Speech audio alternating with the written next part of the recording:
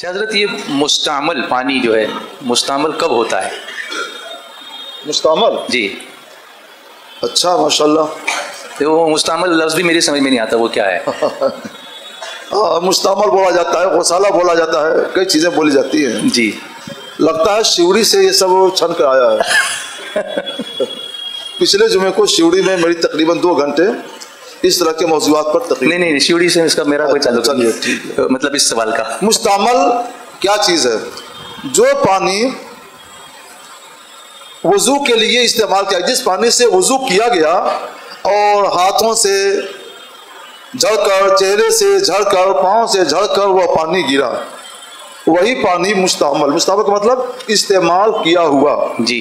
तो वुजू के लिए जो पानी इस्तेमाल किया हुआ हो उसको माए मुस्तामल कहते हैं। जी। या गुस्ल किया तो गुस्ल के लिए जो पानी इस्तेमाल किया गया वो पानी मुस्तामल कहलाता है। उस पानी के लिए अरबी जबान में खास लफ्ज़ है गौसाला। गौसाला जी। गौसाला के लिए उर्दू जबान में, आमफम उर्दू जबान में जो लफ्ज़ आता है वो है धोवन। धोवन, वो जो शेर है, उनके दल तलबों का धोवन है आबे हयात है वो जाने मसीहा हमारा नबी। जी जी सुभान अल्लाह। उनके तलबों का धोवन है धोवन आवर आबे हयात। जी जी है वो जाने मसीहा। सुभान अल्लाह सुभान अल्लाह। तो यानी अल्लाह ताला फरमाते हैं कि जो आबे हयात है उसके 2 4 कतरे भी पड़ जाए बदन पर तो मुर्दा जिंदा हो जाए। सुभान अल्लाह सुभान अल्लाह। हज़रत मूसा अलैहिस्सलाम ने अपने साथ भुनी हुई मछली रखी थी, क्यों जिंदा हो गए? ये लोग सो गए और भुनी हुई मछली को एक चश्मे के किनारे रखा था। इत्तेफाक से वो चश्मा आबे हयात का था। जो छलका पानी जी, तो कुछ कतरे मछली पर गिर गए, वो जिंदा होकर चली गई। सुभान अल्लाह सुभान। और समुद्र में सुरंग बनता चला गया। अल्लाह, ये आबे हयात जी। तो सरकार के हाथ पांव का धोवन गौसाला इतना मुतबर्रक है कि अल्लाह फरमाते हैं कि जिनके तलवों का धोवन है आबे हयात। सुभान अल्लाह सुभान अल्लाह सुभान अल्लाह। आबे हयात धोवन है सरकार का। तो मुस्तामल जो हम बोल रहे हैं ना, या जो गौसाला बोल रहे हैं, जो धोवन बोल रहे हैं, ये हम लोगों का गौसाला है, मुस्तामल है, सरकार का नहीं। सरकार के गौसाले का तो वो मसला है जो अभी आपने सुना। सुभान अल्लाह सुभान अल्लाह। सरकार का गौसाला मुतबर्रक है, जान बख्श है, वो अलग चीज है। हम गुनहगारों का जो धोवन है, जो गौसाला है, जो आबे मुस्तामल है, उसको मुस्तामल कहते हैं, मैं मुस्तामल कहते हैं। इसके बारे में इमाम आज़म अबू हनीफा रहमतुल्लाह अलैह का मजहब यह है कि वो ताहिर है, गैर मुतय्यब, यानी पाक तो है मगर पाक करने वाला नहीं है जी। पाक है लेकिन पाकी हासिल करने के लिए उसके चेहरे, उसको अपने चेहरे पर, हाथ पांव पर मलेंगे नहीं। कुछ लोगों को परेशानी होती है कि जब पाक है तो मलेंगे क्यों नहीं, ताहिर है तो मुतय्यब क्यों नहीं है? तो उसको यूँ समझ लीजिए, मुंह से जो बलगम निकलता है, नाक से जो बलगम निकलता है, वो पाक है। कोई कहे थोड़ा सा इसको जमा करके मुंह पर मल लो तो जी चाहेगा, हाथ पर मल लो। और 10-12 खांसी वालों का जमा हो जाए तो चेहरे पर, हाथ पर, पांव पर सफा मला जा सकता, मैं कोई गवारा करेगा नहीं। क्यों? ताहिर तो है, मुताहिर नहीं है जी। मैं सिर्फ इतना समझाना चाहता हूँ, वो ताहिर तो है, मुताहिर नहीं है। उससे बड़ी हैसियत मुस्तामल पानी की है, वो ताहिर तो है मगर मुताहिर नहीं है। वहां भी एक बलगम निकलता है। हदीस पाक में है, हुजूर सल्लल्लाहु अलैहि वसल्लम ने फरमाया कि जब बंदे मोमिन अच्छी तरह वुजू करता है और चेहरा धोता है तो उसकी आंखों के सारे गुनाह उसके धोवन में चले जाते हैं। सुभान अल्लाह। हाथ धोता है तो हाथों के सारे गुनाह उसके गौसाले में गिर जाते हैं। पाँव धोता है तो पाँव के सारे गुनाह उसके गौसाले में, माए मुस्तामल में चले जाते हैं। ये गौसाले में जब गुनाहों की आलूदगी चली गई तो गुनाहों की आलूदगी हमारे बलगम की आलूदगी से बढ़कर है जी। अगर आप उसको अपनी आंखों से देख लें तो आप जितना घिन करते हैं किसी के बलगम से, उससे ज्यादा घिन करेंगे गौसाले से, मुस्तामल से। इमाम आज़म रहमतुल्लाह अलैह इसको देखते थे, एक आदमी वज़ू कर रहा था, वहीं तशरीफ फरमाते हैं शख्स सुन तो अपने माँ बाप का नाफरमानी से तौबा कर। वो समझ गया कि ये कोई पहुंचे हुए वली हैं, आरिफ बिल्लाह हैं, तो फौरन तौबा कर लिया, फरमा बरदार बन गया। एक आदमी को देखा, फरमाया एक शख्स तू शराब खुनोशी से तौबा कर। समझ गया कि ये कोई आरिफ बिल्लाह है, वलीउल्लाह है, इनके दिल की आंखें भी खुली हुई हैं, तौबा कर लिया। एक शख्स को देखा, फरमाया शख्स तू जिना के गुनाह से तौबा कर। उसने तौबा कर लिया, सब साले बन गए, नेक बन गए। इमाम आज़म की आंखें देखती थी, ये आंखें नहीं। एक आंख दिल में भी है। जब आदमी नेकी ज्यादा करता है तो दिल की आंखें भी खुल जाती हैं।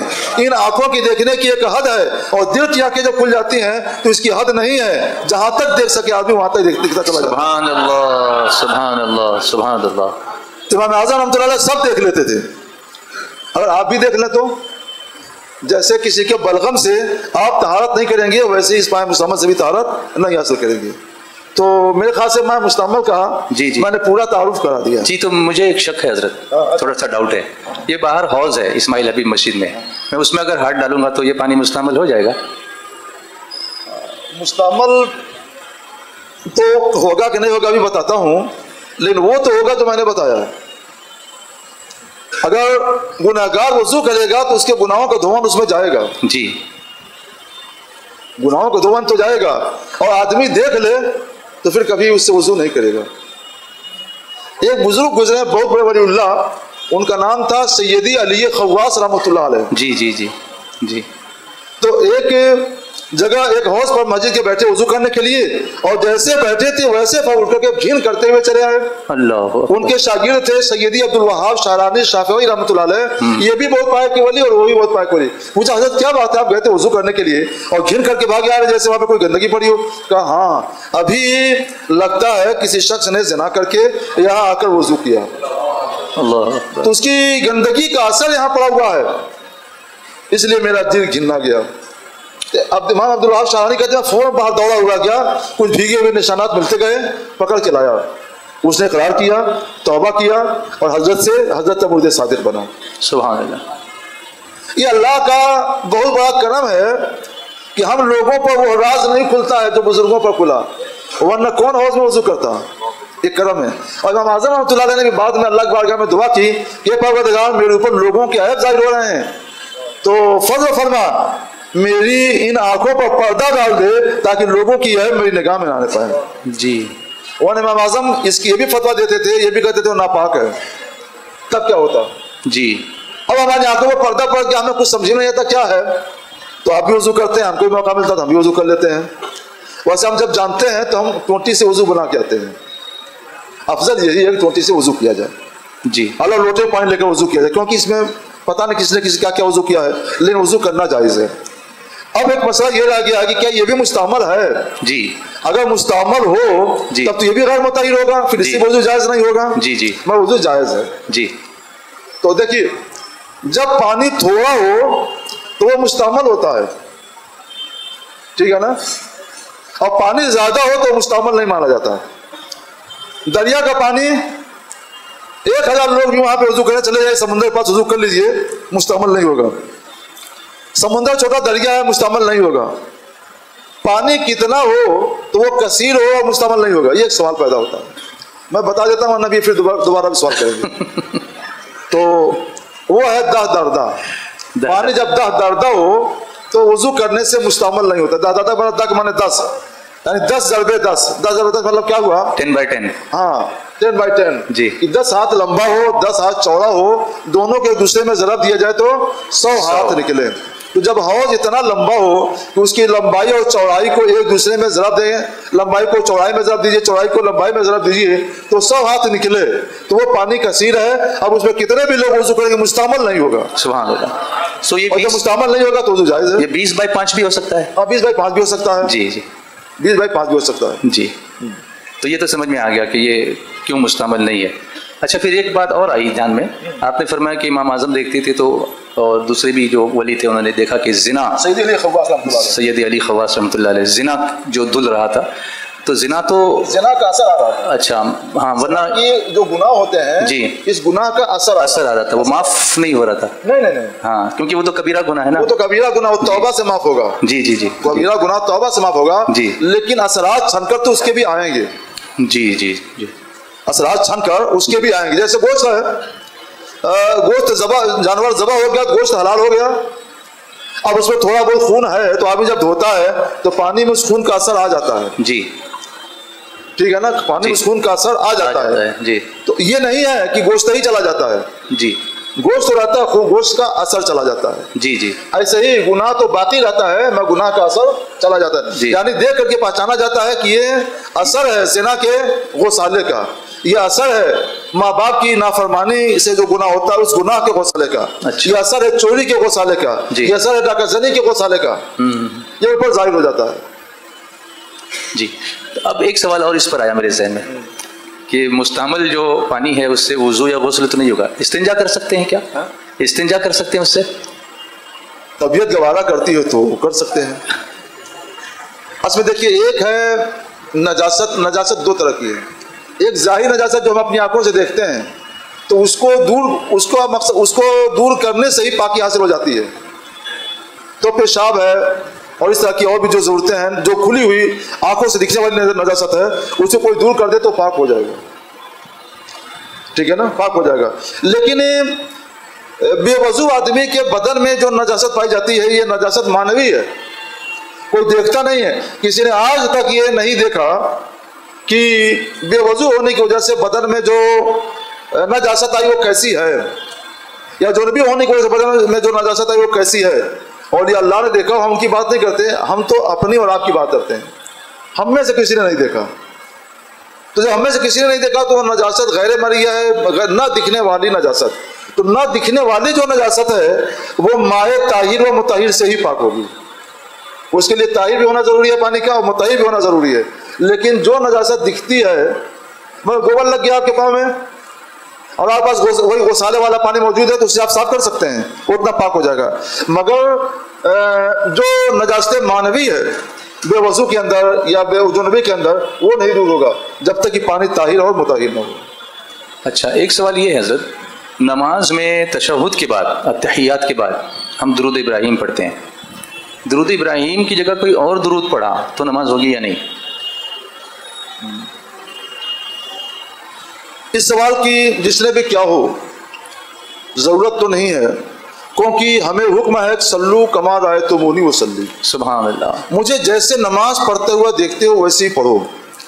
और सरकार ने जो काम देखा नहीं जाता उसको बता दिया कि तशहुद के बाद दरूद पढ़ा जाए। और दरूद कौन सा पढ़ा जाए, किन लफ्जों में पढ़ा जाए? साहबा ने पूछा, या रसूलल्लाह, वो पता कि आपकी बारगाह में सलाद भी भेजा जाए, सलाम भी। तो नमाज में सलाम भेजने का तरीका तो हमको मालूम हो गया। अत्तहियात पढ़ेंगे, तशहुद पढ़ेंगे तो कहेंगे अस्सलामु अलैका अय्युहन नबी व रहमतुल्लाहि व बरकातुहू। सलाम, नमाज में सलाम भेजने का तरीका मालूम हो गया। मैं नमाज में सलाद कैसे भेजेंगे? तो हुजूर सल्लल्लाहु अलैहि वसल्लम ने दरूद इब्राहिमी पढ़कर सुनाया।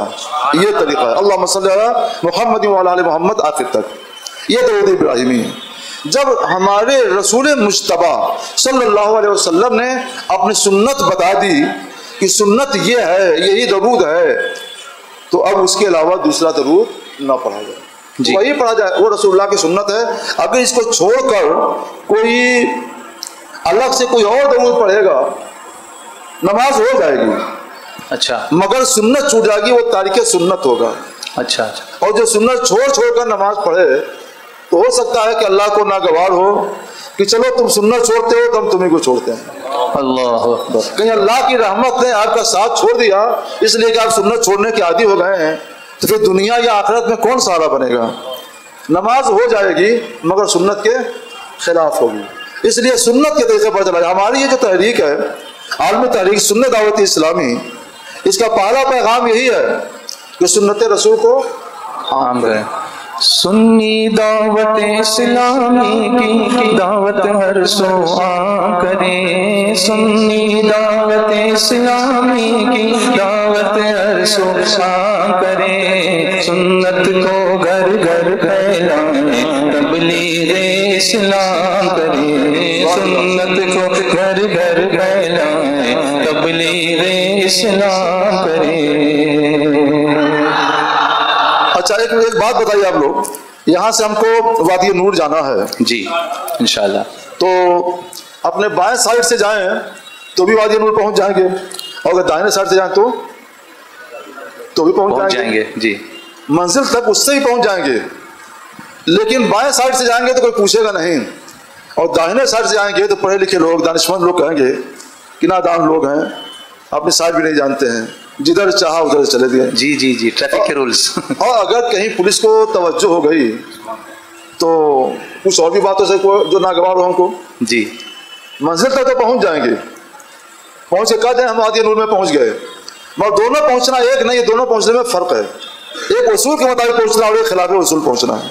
अगर ये फर्क आप समझते हैं फिर आपको समझ लेना चाहिए कि रसूलुल्लाह के बताए हुए तरीके के मुताबिक जो नमाज पढ़ेंगे उससे भी नमाज होगी, और थोड़ा सा कुछ फर्क पड़ जाए दुरूद शरीफ में तो इससे भी नमाज हो जाएगी, मगर इसमें उसमें उसी अंदाज का फर्क है जो अभी मैंने आपको बतलाया। सुभान अल्लाह, सुभान अल्लाह। अल्लाह ताला आपको सलामत रखे। सिर्फ एक जुमले में जवाब दे देते हो जाता कि नमाज हो जाएगी लेकिन सुन्नत के खिलाफ होगी, लेकिन कितना एलेबोरेट करके एग्जांपल्स देके समझाया। सुभान अल्लाह कि अब कोई भी ऐसी हरकत नहीं करेगा कि उस सुन्नत को तर्क करे। अल्लाह हमें सुन्नतों पर अमल करने की तौफीक अता फरमाए। एक शख्स नमाज पढ़ने खड़ा हुआ, उसको जोहर पढ़नी थी मगर उसने नीयत असर की कर ली। अच्छा जी, जोहर पढ़नी थी लेकिन नीयत असर की कर ली। फिर नमाज में जब दाखिल हुआ तकबीर तहरीमा कह के तब उसको याद आया, कह रहे मुझे तो जोहर पढ़नी थी, मैंने नीयत तो असर की कर ली, दिल में इरादा ही असर का हो गया। ऐसा, हाँ, दिल में इरादा ही असर का हो गया। ये नहीं कि जबान पर असर आया और दिल में जोहर था, ऐसा नहीं, बल्कि इरादा ही उसका असर का हो गया। अब वो क्या करे, कैसे बाहर निकले? हाँ, अगर दिल का पक्का इरादा असर का हुआ तो अब वो जोहर की वो नमाज नहीं होगी। इन्नमल आमालु बिन्नियात, सरकार सल्लल्लाहु का फरमान है कि अमाल नियतों के साथ है, जैसे नियत होगी वैसे ही अमल होगा।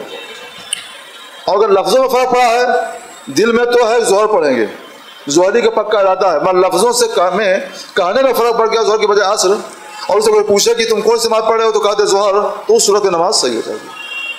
हाँ, लेकिन अगर वो दाखिल हो चुका है तो फिर वो वापस कैसे आए? वो उस नमाज को किस तरह, उसी वक्त नियत बदल ले, किस तरह करेगा वो नियत? वो दिल का पक्का इरादा उसी वक्त कर ले कि मैंने जोहर की नियत की, या जबान से निकाले कि मैंने जोहर की नियत की, और अल्लाह अकबर फिर से कहे, फिर से। तो उस नमाज से खारिज होने के लिए उससे सलाम वगैरह फेरने की जरूरत नहीं, इसकी जरूरत नहीं है। नहीं है, अच्छा, एक तरफ सलाम फेरना, बस वो अमल खत्म हो गया। जब नियत खत्म कर दी तो नियत खत्म भी कोई उसने अमल ही नहीं किया है, तो नियत को साकित तरह खत्म करें और जोहर की नियत करके अल्लाह अकबर कहकर तकबीर तहरीमा, हाँ, या तहरीमा बांध ले, नमाज पढ़े, नमाज हो जाए। अच्छा, सलाम फेरने की जरूरत नहीं, कोई जरूरत। अच्छा अच्छा। एक साहब ये पूछते हैं कि वालिदैन में या दादा परदादा में कुछ लोग अगर गुनहगार हों तो क्या उसका असर, उसकी लानत नस्ल में आगे भी पड़ती है? माँ बाप गुनहगार हों, दादा परदादा हों, तो उसकी वजह से अगली नस्ल पर भी फर्क पड़ता है? ऐसा कोई ज़रूरी नहीं है जी। माँ बाप गुनहगार हो सकते हैं और अल्लाह के फजल से उनकी औलाद नस्लन बाद नस्लिन सालेह और इताअतशार भी हो सकती है। उनके गुनाह खींचकर इधर नहीं आएंगे, इनकी जैसी तालीम और तरबियत होगी उसके मुताबिक ये रहेंगे। तो इनकी इस्लाह होनी चाहिए और इनको सिरात मुस्तकीम पर इस्तिकामत के लिए कोशिश होनी चाहिए, इंशाअल्लाह वो ठीक रहेगी इंशाअल्लाह। ऐसा हो सकता है कि माँ बाप का गुनाह उन्हीं के साथ हो और वो गुनाह इनके ऊपर असरअंदाज न हो। जी, ये अल्लाह का करम होता है, फजल होता है। मगरिब की नमाज पढ़ रहा था, दूसरी रकात पढ़ के सलाम फेर दिया, दूसरी रकात के बाद दूसरा सलाम फेरते ही याद आया कि अरे मुझे तो एक रकात और पढ़नी है, तो फौरन खड़ा हो गया, तो क्या सजदे सहव से नमाज हो जाएगी? हाँ, फौरन खड़ा हो गया, देर नहीं किया है तो एक रकात और पूरी कर ले और उसके बाद सजदे आखिर में सजदे सहव करे, फिर तशव्वुद पढ़कर सलाम फेर ले, उसकी नमाज होगी। सुभान अल्लाह। एक साहब पूछते हैं कि LIC की रकम जो मिलती है क्या उससे उम्रा कर सकते हैं? LIC की जो रकम मिलती है जी, LIC में कुछ रकम तो वो है जो अपनी जमा की हुई है, कुछ रकम वो है जो हुकूमत अपनी तरफ से नफ़ा मिलाकर देती है। तो उसके बारे में हमारे उलमा फरमाते हैं कि अफजल ये है कि उसे फ़ुक़रा पर, मिस्कीनों पर या मस्जिद मदरसा पर सर्फ कर दे और अपने इस्तेमाल में लाए, तो ये भी जायज़ है। तो अगर कोई पूरी रकम को लेकर हज के लिए चला जाए, उम्रा के लिए चला जाए, तो ये जायज़ व दुरुस्त है, उम्रा भी सही होगा, हज भी सही होगा। मगर अफजल यह है कि नफ़ा वाली रकम घर के कामकाज के लिए छोड़ दे या तकसीम कर दे, खैरात कर दे, और उसकी जगह पर कोई दूसरी रकम जिसको जानता है कि यकीनन हलाल है वो रकम मिला करके जाए, ताकि कोई ज़र्रा बराबर शुबहा भी कबूलियत में ना रह जाए। एक साहब पूछ रहे हैं कि क़यामत कब आएगी? अच्छा, ये सवाल सबसे पहले रसूलुल्लाह सल्लल्लाहु अलैहि वसल्लम से हज़रत जिब्रील अमीन ने किया था। सुभान अल्लाह। मतलब साहब क़यामत कब आएगी? और फिर रसूलुल्लाह सल्लल्लाहु अलैहि वसल्लम से ये एक सवाल एक सहाबी रसूल ने किया था, मतस्सा या रसूलुल्लाह क़यामत कब आएगी। तो इस हैसियत से मैं अपने को खुश नसीब समझ सकता हूँ जी कि जो सवाल रसूल गिरामी वक़ार सल्लल्लाहु अलैहि वसल्लम से 2 बार आपके हाथ ज़ाहिरी में हुआ, उसका सदका मुझे भी मिला। सुभान अल्लाह, सुभान अल्लाह, सुभान। बात जिब्रील अमीन ने इसलिए सवाल किया था ताकि लोगों को यह मालूम हो जाए कि यह सवाल नहीं करना चाहिए, मगर लोगों ने अब तक समझा नहीं। अच्छा उन्होंने तो समझाना चाहा था और लोग समझे नहीं। हज़रत ज़ुल ख़ुवैसिरा तमीमी रज़ी अल्लाह ताला अन्हु, उन्होंने भी सवाल किया था मतस्सा या रसूलल्लाह, क़यामत कब आएगी। तो सरकार अलैहिस्सलाम ने रुख बदल कर उनकी तवज्जो उधर से फेर कर पूछा, मा अत्तला, तुमको क़यामत का इतना शौक है जानने का, तो ये बताओ तुमने क़यामत के लिए तैयारी क्या की है। अल्लाह अकबर। तो करते हैं या रसूलल्लाह, मैंने क़यामत के लिए कोई ख़ास तैयारी तो नहीं की है कि बहुत नमाजें पढ़ें, बहुत रोज़े रखें, बहुत नेकियां करें, बहुत सालिहात करें, नहीं किया है। लेकिन या रसूलल्लाह, मैं आपसे अपने दिल में मोहब्बत करता हूँ। सुभान अल्लाह, सुभान अल्लाह, सुभान अल्लाह। इतना तो है कि मेरे दिल में आपसे मोहब्बत है, मैं आपसे मोहब्बत रखता हूँ, तो मैं उसी को मान सकता हूँ कि वो एक अमल है मेरे पास। बाकी जो नमाज, रोज़ा, ज़कात वगैरह है, इसके बारे में क्या पता कि कबूल है कि नहीं कबूल है, तो मैं इसका कोई ख़ास शुमार नहीं करता। हुब्बे रसूल ये वो अमल है जो यकीनन बारगाह इलाही में मकबूल है। सुभान अल्लाह, सुभान। तो वही एक अमल ऐसा है जिसको मैं कह सकता हूँ कि मेरे पास अमल है। तो सरकार अलैहिस्सलाम को क्या जवाब दिया, अंता मआ मन अहबब्ता, तुम क़यामत के दिन तुम उन्हीं के साथ रहोगे जिसके साथ मोहब्बत रखते हो, यानी क़यामत के दिन तुम्हारा हश्र तुम्हारे महबूब रसूलुल्लाह सल्लल्लाहु अलैहि वसल्लम। तो सरकार ने यह ज़हन दे दिया कि तुमको ये नहीं जानना चाहिए क़यामत कब आएगी, बल्कि तुमको क़यामत के लिए बेहतर तैयारी करना चाहिए। क़यामत कभी भी आए लेकिन तुम्हारा हश्र रसूलुल्लाह के साथ होना चाहिए। सुभान अल्लाह, सुभान अल्लाह। तो जो जवाब रसूलुल्लाह ने उनको दिया था वही मैं भी नकल कर देता हूँ। सुभान अल्लाह। रसूलुल्लाह से अपने सीने में मोहब्बत रखिए, सल्लल्लाहु अलैहि वसल्लम। इसके रसूल से सीने को बसाइए, सुभान अल्लाह। इंशाअल्लाह आपका हश्र अच्छा होगा, सरकार के कदमों में होगा इंशाअल्लाह, मेरे आका के कदमों में होगा इंशाअल्लाह, इंशाअल्लाह। एक साहब पूछते हैं कि सजदे सहव वाजिब था लेकिन सजदे सहव करना भूल गया, अच्छा, फिर दोनों तरफ सलाम फेर दिया और फिर याद आया, तो अब क्या करें। सजदा करना भूल गया, हाँ, अगर फौरन याद आया जी तो अब से सजदे सहव कर ले और उसकी नमाज हो जाएगी। अच्छा, मगर एक ही सजदे सहव करना पड़ेगा। हाँ। एक सहव, अच्छा, एक ही सहव का सजदा 2 है, वही 2 रकात, वही 2 सजदे करने पड़ेंगे, 2 सजदे। हाँ, उससे ज्यादा नहीं, क्योंकि शैतान परेशान करता है जी। तो जब आप 2 ही सजदे से काम चला लेंगे तो रुसवा होगा कि हमने तो चाहा कि इसको कोई सजदा करना पड़े मगर 2 ही सजदे से काम चला लिया। यहाँ मुझे एक वाक़या याद आया, इमाम मोहम्मद रहमतुल्लाह अलैह ने गालिबन अपने मामू इमाम कसई से पूछा, ये नहव के बहुत बड़े इमाम थे, नहव के इमाम मोहम्मद रहमतुल्लाह अलैह इल्म फ़िक़्ह के बहुत बड़े इमाम थे, तो उन्होंने पूछा कि आप इल्मुल फ़िक़्ह की तरफ तवज्जो नहीं देते, खाली नहव कि अरबी ज़बान कैसे पढ़ी जाए उसी तरीके आप उसी में आप मस्त रहते हैं। तो उनके मामू इमाम कसई ने फरमाया, सुनो, जब आदमी एक इल्म में माहिर हो जाता है तो दूसरे इल्म के दरवाजे भी उसके लिए खुल जाते हैं। सुभान अल्लाह। उनसे भी वाक़ा हो जाता है उसी एक इल्म की बरकत से। अच्छा, मैं कुछ मसला पूछूं, बताइएगा क्या पूछो। तो उन्होंने पूछा कि अगर किसी से नमाज में सहव हो गया, सजदा कर लिया, फिर सहव हो गया, तो अब क्या सजदा करेगा। तो कहते हैं अब कोई सजदा नहीं करेगा। तो उन्होंने पूछा क्यों। तो इमाम नसीर रहमतुल्लाह अलैह ने इल्मुन नहव का ज़ाब्ता सुनाया, अल मुसग़्ग़र ला युसग़्ग़र, मुसग़्ग़र की तस्ग़ीर नहीं होती। क्या बात है, इसको अहले इल्म समझते हैं। मतलब ये कि नमाज में जो कमी हो गई ये तस्ग़ीर है नमाज की, नमाज को कम करना है, छोटा करना है। एक बार जब तस्ग़ीर हो जाती है किसी लफ्ज़ की तो दोबारा उसकी तस्ग़ीर नहीं होती है। इसलिए नमाज में भी जब अरबी ज़बान में एक लफ्ज़ की तस्ग़ीर हो गई तो दोबारा उसकी तस्ग़ीर नहीं आती। तो नमाज जैसे अज़ीमुश्शान इबादत की जब एक मरतबा सब की वजह से तस्ग़ीर हो गई तब दोबारा तस्ग़ीर नहीं होगी, दोबारा नहीं होगा। तो इमाम मोहम्मद रहमतुल्लाह अलैह को उनके जवाब पर हैरत हुई कि एक इल्म से, इल्मुन नहव का कोई ताल्लुक नहीं फ़िक़्ह से, मगर उस इल्म के से उनको इतना ज़बरदस्त फ़ायदा हुआ कि उन्होंने इल्मुल फ़िक़्ह एक दक़ीक़ मसले का जवाब दे दिया। सुभान अल्लाह। सुभान अल्लाह। मैंने मदारिस शरीफ में पढ़ा जी कि इमाम मुफस्सिर कुरान इमाम नसवी रहमतुल्लाह ने लिखा है कि ये लोग बहरहाल नाफे है, नफा बख्श है, अगरचे जादू का इल्म हो। तो मुझे हैरत हुई कि जादू करना तो हराम है, तो जादू के इल्म कैसे नाफे होगा? तो फौरन उन्होंने उसकी तशरीह की है। उन्होंने लिखा है, देखो मूसा अलैहिस्सलाम से मुकाबले में जो जादूगर आए थे 400 की तादाद में थे, और मुकाबला हुआ। फिर मूसा अलैहिस्सलाम जब सो रहे तो उनका असा खड़ा होकर उनके लिए पहरा देता रहा। ये सो रहे हैं और असा उनके लिए हर तरफ से पहरा दे रहा है।